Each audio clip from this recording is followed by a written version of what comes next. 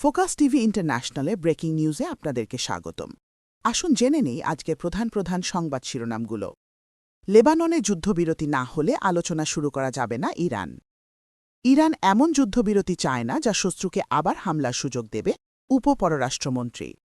লেবাননে হামলা চালিয়ে যাচ্ছে ইসরায়েল, লক্ষ্যবস্তু অ্যাম্বুলেন্স। 40 দিনের যুদ্ধে ইরানের ক্ষয়ক্ষতি প্রায় $145 বিলিয়ন। উপসাগরীয় দেশগুলোকে সঠিক পক্ষে থাকার আহ্বান মোজতবা খামেনির। আসিম মনির ও শাহবাজ শরীফকে শান্তিতে নোবেলের জন্য বিবেচনার আহ্বান পাকিস্তানের। যুক্তরাষ্ট্রের সঙ্গে আলোচনার জন্য পাকিস্তানে পৌঁছেছে ইরানের প্রতিনিধি দল। হরমুজ প্রণালীর আকাশে নিখোঁজ $20 কোটি মার্কিন ড্রোন। ইরানে শনিবার থেকে সব ব্যাংকে পুরোদমে লেনদেন শুরু। ইসলামাবাদ বৈঠকে অংশগ্রহণকারীদের অন অ্যারাইভাল ভিসা দেবে পাকিস্তান। শপথ নিলেন মিয়ানমারের প্রেসিডেন্ট মিন অং হ্লাইং। 32 ঘণ্টার যুদ্ধবিরতিতে সম্মত রাশিয়া ও ইউক্রেন। একের পর এক উন্নত অস্ত্রের পরীক্ষা চালাচ্ছে উত্তর কোরিয়া।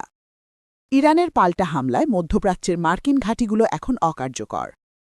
এই ছিল আজকের প্রধান আন্তর্জাতিক সংবাদ শিরোনাম। আমাদের পরবর্তী সংবাদ দেখার জন্য ফোকাস টিভির সাথে থাকুন। ধন্যবাদ।